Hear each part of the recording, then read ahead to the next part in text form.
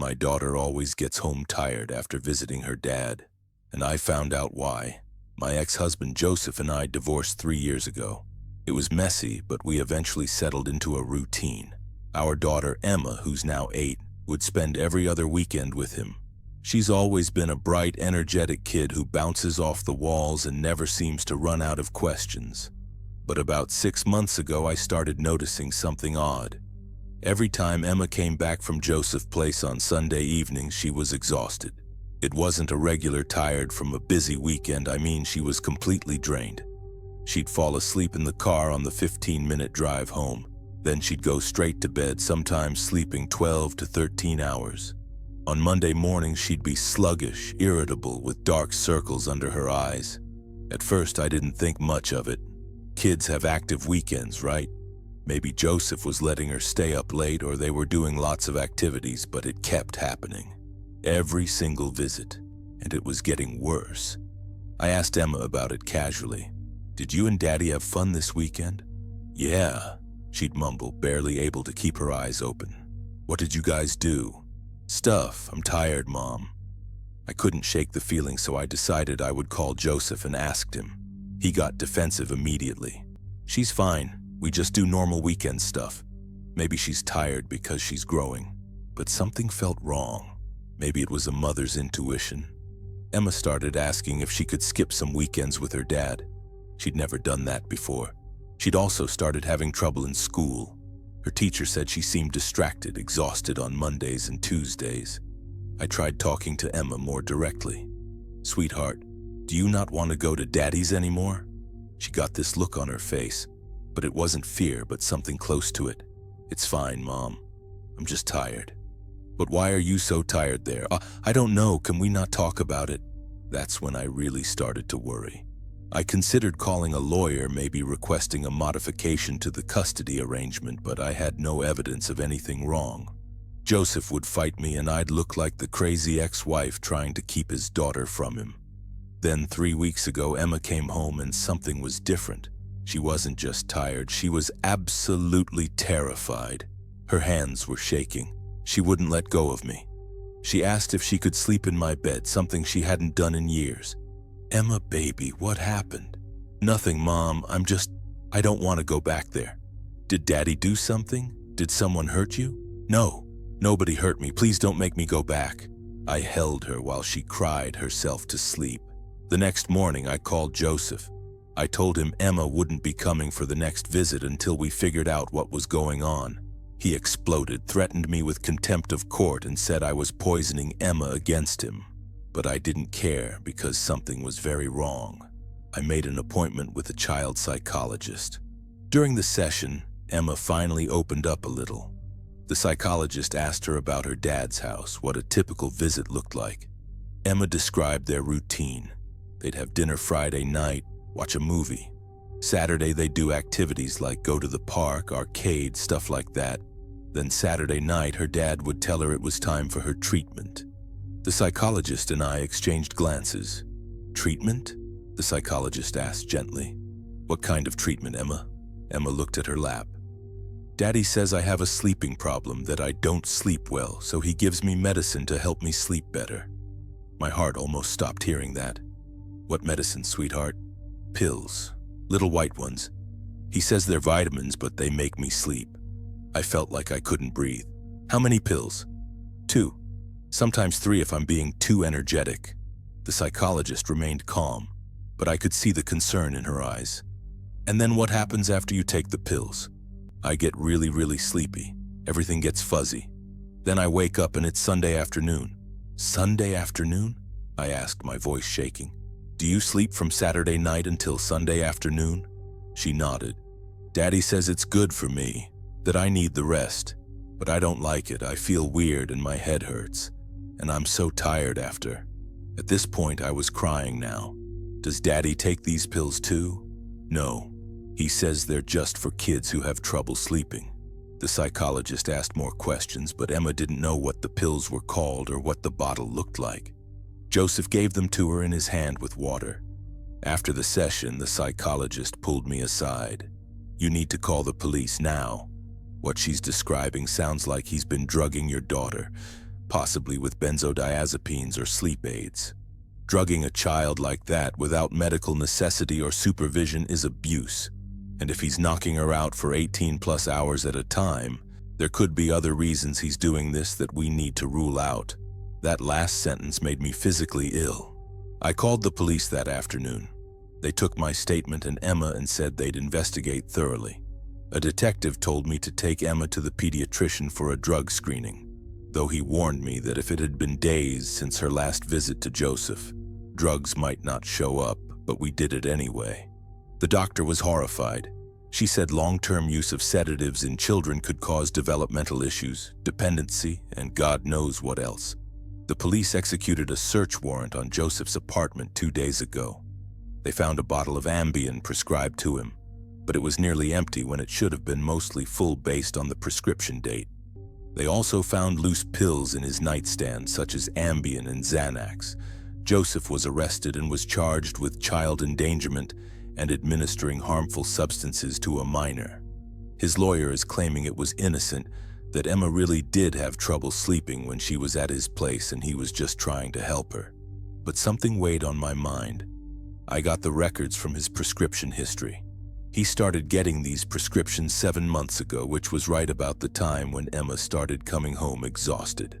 The next day, the detective called me and told me they found a notebook in Joseph's apartment. It was a log with dates, times, dosages. He was keeping track of how much he was giving her, what time she fell asleep, what time she woke up. Like it was an experiment. The detective also said that it looked like Joseph was increasing the dosage over time, testing how long he could keep her sedated. When I asked why he would do this, the detective got quiet. Then he said, "In my experience, there are usually 2 reasons. Either he wanted her unconscious so he could do something to her, or he wanted her unconscious so he could have time away from her without dealing with childcare. They're still investigating the first possibility. Emma has been examined by specialists, but thankfully there's no evidence of any SA.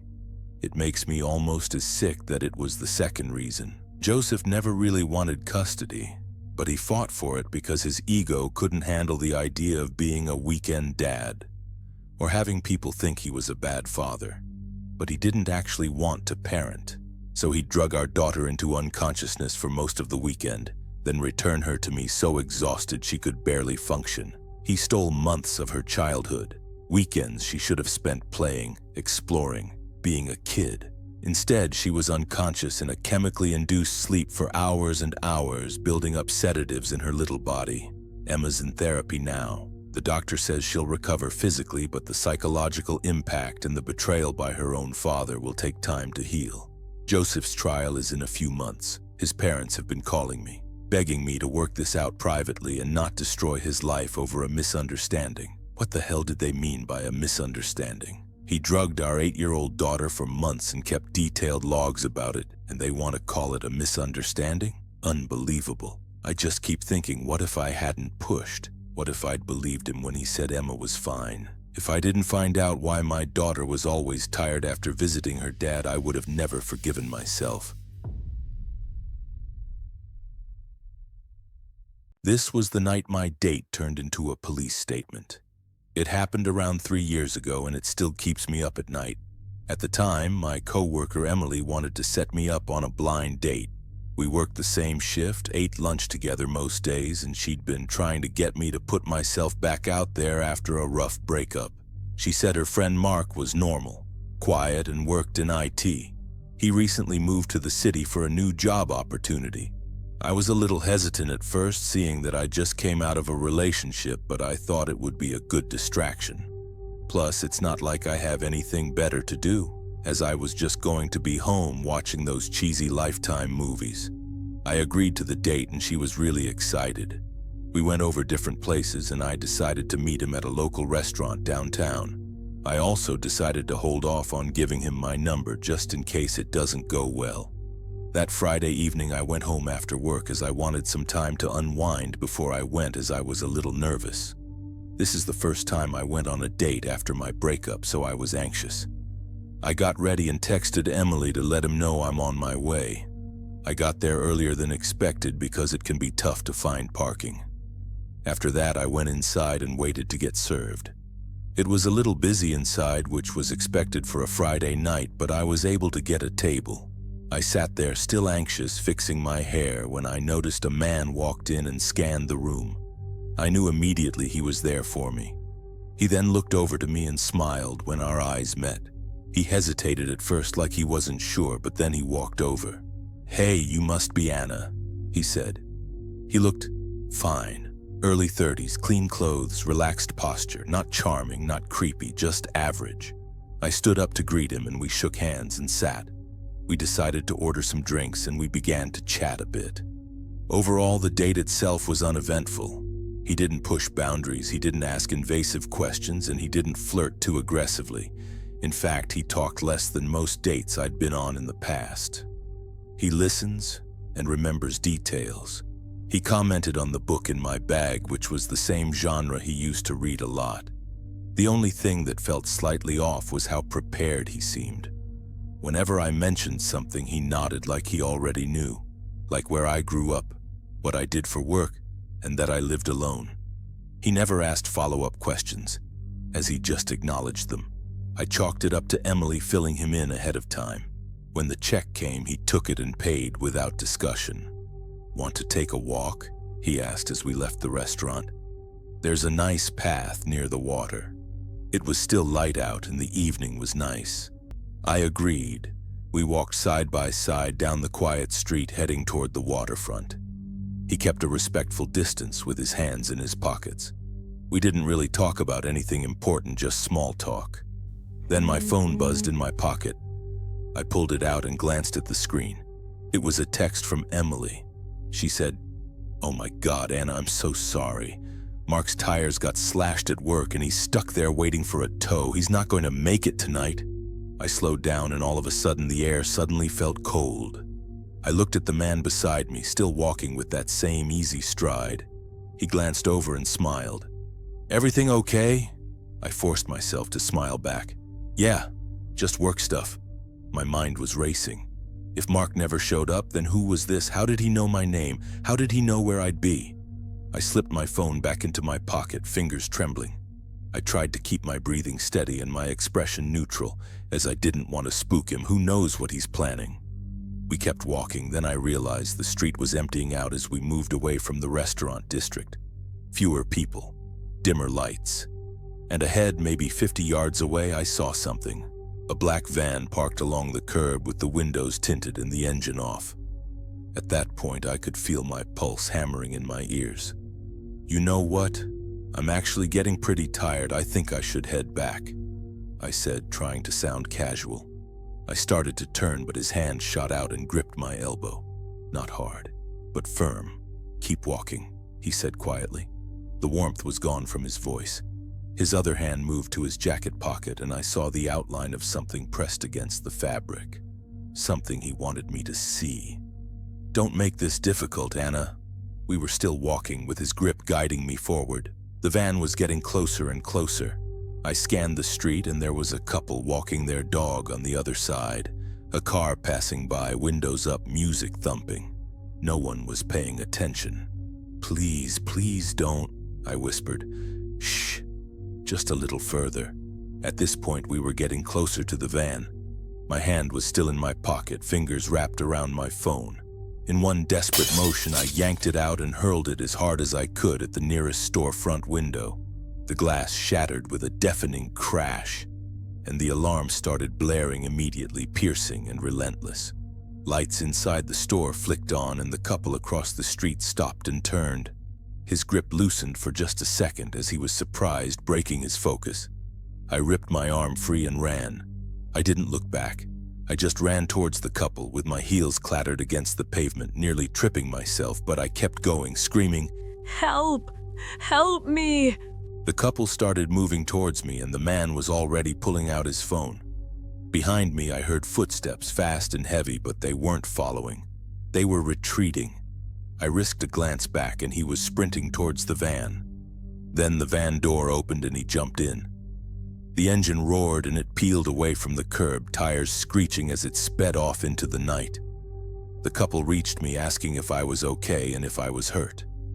The man was already on the phone with 911 as I collapsed against a streetlight, gasping for air. My whole body kept shaking. I sat on the curb watching the red and blue lights paint the storefronts. The police had arrived within minutes, and I'd given my statement to an officer. Emily showed up not long after with her face pale and streaked with tears. "Anna, I'm so sorry, she kept saying. I don't know what I should have done differently." An officer approached us, a woman in her 40s with kind eyes but a serious expression. They questioned Emily and stated they will also follow up with Mark. One of the officers told me that they will escort me home. I was too shaken up, so Emily offered to drive me home, and one of the officers drove my car while the other escorted us. I didn't want to be alone, so Emily ended up spending the night with me. The next day, I got a call from a detective asking me to come to the station. Emily stated that she will come with me, so we headed out. When we got to the police station, we sat in a room until a detective came in. "Anna, I'm Detective Gale. I think you're going to want to hear what we found. We ran the description you gave us through our system, and we pulled security footage from the restaurant and traced his movements backward through the city. It turns out he was following you." Following me? For how long? "At least 3 days that we can confirm. He was outside your apartment building Tuesday morning. He was also at the coffee shop near your work on Wednesday. And today he was in the parking lot of your office." Emily's hand flew to her mouth. Oh my God. "We believe he's been gathering information on you for at least a week, possibly longer. Social media, public records, observing your routine. Did your friend post about setting up this blind date?" I posted about it Emily whispered, horrified. on my Instagram story. I was so excited. I tagged the restaurant. I even posted a photo of Anna from last week and said something like, "getting my girl back out there." He saw an opportunity and took it. He didn't just show up pretending to be Mark. He made sure Mark couldn't show up. We found Mark's car at his workplace with all 4 tires slashed. The security camera caught someone doing it. Same build as your attacker, but he was wearing a baseball cap and kept his head down. He planned all of this and made sure the real Mark couldn't come? Yes, and he knew enough about you from surveillance and social media to play the part convincingly. He knew where you worked, that you lived alone, even small details like your taste in books, probably from photos you or your friends posted online. But why me? My voice cracked. I'm nobody. Why would someone do this? In cases like this, there often isn't a logical reason that would make sense to you or me. Sometimes it's random. You were in the right place at the right time for him to begin surveillance. Sometimes it's a perceived slight or an obsession that builds from nothing. We're investigating whether he has any connection to you, your work, your neighborhood. So far, nothing's turned up, but we're still looking. What I can tell you is that your quick thinking saved your life tonight. That move with the phone? That was brilliant. Most people freeze. I didn't feel brilliant. I felt violated, terrified, and exhausted. We've got units searching for the van now, partial plate from a traffic camera. We've also got officers posted outside your apartment, and I'd recommend staying with someone for the next few days. Emily squeezed my hand. You can stay with me. Emily, it's not your fault, but you should be mindful of what you share online. Call me anytime, day or night, if something comes up. She then walked out the room. He knew everything. He knew my name, where I'd be, what time. He was watching me for days, and I had no idea. Emily wrapped her arm around me with tears running down her face. Even to this day, I haven't been on a date ever since. My brother went missing, and I wish I didn't know why. He went missing 3 months ago, and everyone keeps calling it a tragedy. They're not wrong, but they're also not right. Mark wasn't the kind of person who disappeared. He lived small, predictable. Same job at the warehouse, same dented sedan, same routine. He called our mom every Sunday night. There were no warning signs. He lived alone and he barely drank, didn't do drugs, didn't owe money, and didn't get into drama. So when he didn't show up to our mom's birthday dinner, we didn't panic. We assumed something small went wrong, maybe he was stuck in traffic or made a stop. But the next morning, we still haven't heard anything from him. That morning, I decided I would take a drive over to his house to check up on him. When I got there, I hadn't planned on going inside. I just knocked, hoping to maybe hear him moving around inside. But no one answered. I called his phone again and heard it buzzing somewhere inside the apartment. I still had a spare key, as at one point I was staying with him. I stood there longer than I needed to, telling myself I was overreacting. Then unlocked the door and stepped inside. Everything looked normal. Shoes by the door, coffee mug in the sink. His phone was still on his kitchen counter, plugged in. His wallet was on the table. Then I looked out towards the parking lot and his car was gone. That's when I decided it was time to call the police. They came later that day and walked through the apartment. They also asked questions and took notes. No signs of forced entry, no mess, no indication anything violent happened. They asked about mental health, stress, relationships. One of them said adults are allowed to leave, but I filed the report anyway. Then I waited for days. I called his job, but no one at work had seen him. His boss said he just stopped showing up. By day 4, my mom wasn't sleeping as she wasn't taking it well.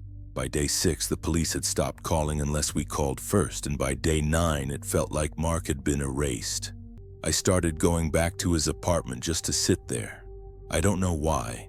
Maybe I thought if I stayed long enough, something would explain itself. Then one day while I was at his place, I found his laptop. I don't know why I forgot about it, but I sat down and opened it. Mark used the same password for everything, so logging in was simple. I wasn't expecting anything, honestly. I just needed to feel like I was doing something. At first it was normal. Work schedules, fantasy football, junk tabs. But then I saw a folder on the desktop called Receipts. When I opened the folder, there weren't any receipts. They were photos that were taken from inside a car. Some were through a windshield and others were through the side window. They were different days and different times, but same subject. A woman. She was in her late 20s or early 30s with brown hair usually tied back. She was wearing scrubs in a lot of the pictures and is usually walking into an apartment building. Sometimes she was standing at a bus stop. Other times she was picking up groceries. The timestamps went back almost a year. I tried to tell myself there was a reasonable explanation. Maybe there was something I just wasn't seeing yet. But then I saw the notes under the photos. Monday, off at 7:05, usually alone. Changes route on Wednesdays. Neighbors leave by 8. I couldn't believe what I was reading. Then there was another folder. Attempts. It had photos with scribbled door codes and a rough sketch of what looked like an apartment layout. And at the bottom, a checklist. Most of the boxes were unchecked, but one wasn't. Confirmed alone. The date beside it was 3 days after Mark disappeared. That's when I understood the part I'd been avoiding. I didn't tell anyone what I found because I didn't know how. I just sat there staring at the screen, replaying every memory I had of him and trying to figure out where this version fit. The woman's name was visible on a parking permit in one of the photos, so I looked her up. She lived 2 towns over in our area, but I didn't go there. I mean, what would I do? Park outside her apartment and watch her building? I decided to leave it alone and call it a night. The next day I was having breakfast and the TV was on. The local news was broadcasting a story. At first I wasn't paying attention until they mentioned the building. It was the one where that woman lived. According to the news, there'd been an attempted break-in. A man tried to force his way in through the back door, but the woman fought him off. She grabbed the nearest thing she could find, which was a cast-iron pot, and hit him when he pushed inside. He went down hard, striking his head against the concrete step. By the time officers and the ambulance arrived, he wasn't moving. Paramedics tried to revive him, but it was already clear he'd suffered a fatal head injury. They pronounced him at the scene. They didn't release his name, but they showed the building. I called the police and told them my brother was missing and that I thought he might be involved. They asked me to come in, so I headed over to the station. They told me the woman had reported feeling watched months earlier, that she'd said someone was tracking her routine, but nothing came of it because she didn't have proof. I didn't tell them about the laptop or about the folders and photos with the notes. I didn't say anything. I just listened, nodded when I was supposed to, and let them believe whatever version of events made sense to them. I think part of it was fear. Fear of what it would do to my mom if she ever knew, and how Mark would be talked about once the story spread past our family.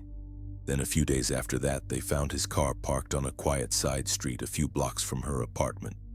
After that, the case wrapped up quietly. There was no trial or anything. The woman moved out not long after, and I honestly don't blame her. I don't think I could have stayed either. My family talks about Mark like he was taken from us, like something terrible happened to him for no reason, and I just let them. I think it was better that way. In 1922, an entire family living on a remote farm in Germany was murdered one by one on their own property. But what makes this case so unsettling isn't just the brutality of the crime. It's the evidence suggesting that the killer may have been watching them for weeks beforehand. This story takes place at an isolated farmstead known as Hinterkaifeck in Bavaria, Germany. The farm sat alone in the Bavarian countryside, surrounded by dense forest and open fields. Even in the early 1900s, when rural living was common, this place was unusually remote. Neighbors were far away, roads were quiet, and once night fell, the area became completely silent. The family who lived there kept to themselves. It was 63-year-old Andreas Gruber, his wife 72-year-old Cecilia, their widowed daughter 35-year-old Victoria Gabriel with her two young children, 7-year-old Cecilia and 2-year-old Joseph. Also, there was the family's maid, 44-year-old Maria Baumgartner, who had arrived at the farm earlier that same day.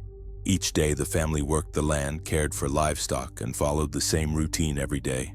For a long time, nothing seemed wrong, until it did. In the winter of 1921, as snow settled thick across the Bavarian countryside, Andreas Gruber stepped outside early one morning to tend to the farm as he normally does every day. While walking to the farm, Andreas noticed something on the ground. There were footprints. They were also fresh and clearly defined. What was strange is that they hadn't been there the day before. They appeared near the edge of the forest, just beyond the tree line, where the woods met the open field behind the farmhouse. At first, that alone wasn't alarming. People passed through rural land all the time. But then Andreas noticed the direction they were going. The footprints led towards the farmhouse. Curious and uneasy, he followed them slowly across the snow. Each step was clear, deliberate, evenly spaced. Whoever had made them hadn't been running. They hadn't been lost. They were walking with purpose. But as Andreas continued following the trail, something didn't make sense. The footprints just stopped. There was no turn, no disturbance in the snow, no second set leading away, and they didn't go back into the woods. They simply ended, right in the open field, as if whoever had made them had vanished. At first, Andreas tried to explain it. Maybe the wind had covered the return tracks, or maybe drifting snow had erased part of the trail. Maybe he was overthinking it. After all, winter weather was unpredictable, so he dismissed it and went along with his day. But then, things inside the house started changing. Keys began going missing, and they were important keys to doors and storage areas. Andreas searched everywhere, but nothing turned up. Then, if that wasn't enough, tools that had always been kept in the same place were suddenly moved. Sometimes they'd reappear days later, set neatly somewhere no one remembered leaving them. Small objects were displaced, nothing dramatic, just enough to make the family question their own memories. They started questioning everything. Did someone move this, or did they forget? The family tried to move on, but then one night after the house went quiet and everyone was in bed, the family began hearing footsteps. It wasn't coming from outside or on the roof. It was above them, coming from the attic. They were slow, heavy, and calculated. It sounded like someone walking carefully back and forth. The family would freeze in their beds, listening, waiting. Eventually, Andreas would take a lantern and climb the ladder to the attic, heart pounding, expecting to find an intruder. But every time he searched, the attic was empty. What makes it worse is that there were no signs of forced entry, no disturbed dust, and no hiding place. There was nothing. But still, the footsteps continued on other nights. The family tried to convince themselves it was nothing. telling themselves that old houses made noise. Then one morning, the family found something that made it impossible to ignore. There was a newspaper sitting on the kitchen table. The strange part is, none of them subscribed to it, which means that someone had brought it into the house. Despite everything, including the footprints, the noises, the missing items, the family never left. They didn't call the police and they didn't ask neighbors for help. They simply locked their doors and tried to go on with their lives. But by then, it was likely already too late. By the evening of March 31st, 1922, nothing about the farm seemed unusual, so the family followed the same routine they always did. The animals were fed and they closed the doors after they were done. The house then settled into the quiet rhythm of the night. At some point that night, something drew the first family member out. No one knows exactly what it was. Maybe they heard a noise coming from the animals, or maybe they heard a door creaked open. Whatever the reason, one person stepped into the barn alone, but they never came back. When the first person failed to return, someone else went looking. No one knows what was said inside the house, but another family member walked out into the night, entered the barn, and met the same fate. This process repeated itself, one by one. Each time, the attacker waited silently, allowing the absence of the last person to become the reason the next one came searching. After the final victim in the barn was killed, the farm fell silent, and that's when the killer did something that makes this case especially disturbing. You see, after the killings, they didn't leave the barn and disappear into the darkness. Instead, they walked toward the house. Investigators believe the perpetrator or perpetrators entered the living quarters calmly, carrying the same mattock they had just used in the barn. At this point, only 2 people remained alive. Joseph, who was the youngest member of the family, was sleeping in his bassinet in a small room. He was just 2 years old, but unfortunately, he met the same fate. Using the same weapon, the attacker killed him where he lay, alone and defenseless. Then the killer moved on. In another part of the house, the maid Maria Baumgartner was asleep in her bedchamber. She had no time to sense that something was wrong, and she was killed in her bed. By the time the killer finished, every living person on the farm was now dead. Again, after the murders, the killer didn't run. Instead, they stayed back. Over the next several days, the strangest thing happened. Life on the farm appeared normal. The livestock were fed on schedule. Cows were milked. The animals showed no signs of distress. Whoever was there knew how the farm operated and followed the routine closely. Then inside the house, the food was taken from the kitchen and meals were prepared. Even the dishes were used. The hearth fire kept burning, warming the rooms as if the family were still alive. From the outside, nothing seemed wrong. Neighbors later said they noticed smoke rising from the chimney. They saw animals moving calmly in their pens, and there were no screams or signs of panic.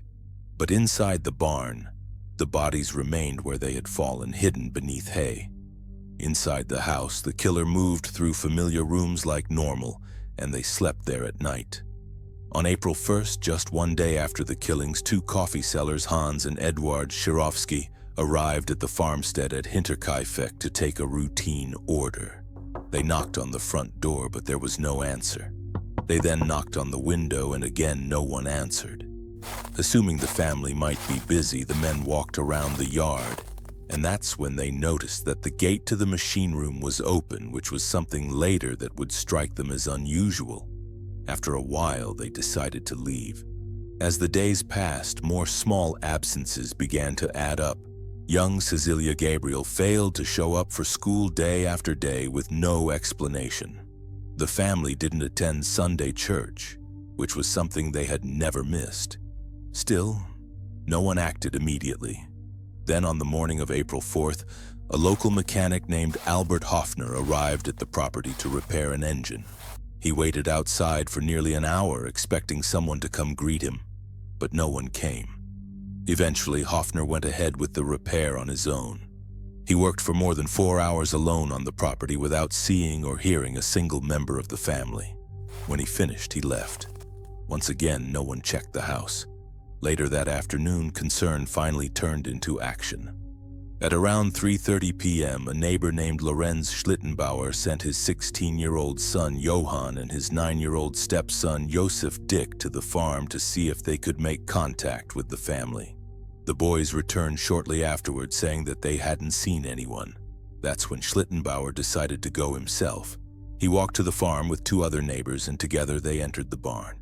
When they went inside, they couldn't believe what they saw. Beneath layers of hay, they found the bodies of Andreas Gruber, his wife Cecilia, their daughter Victoria, and Victoria's young daughter Cecilia. The bodies were positioned close together. Moments later, the men entered the living quarters. Inside the house, they found the remaining victims. The maid, Maria Baumgartner, lay dead in her room, and nearby in his bassinet was 2-year-old Joseph. Only then did the full scope of the crime become clear. The men then left and contacted the police. Investigators found no signs of forced entry anywhere on the property. All the doors were intact, windows were unbroken, and nothing of value had been taken. It was established that a mattock was the most likely murder weapon, although the weapon itself was not initially found at the scene. Evidence also showed that the younger family member Cecilia had been alive for several hours after the assault. She had torn her hair out in tufts while lying in the straw. Over the following weeks, more than 100 people were questioned. Neighbors, former workers, family members. Despite the scale of the investigation, no arrests were ever made. No one was charged, and the case slowly went cold.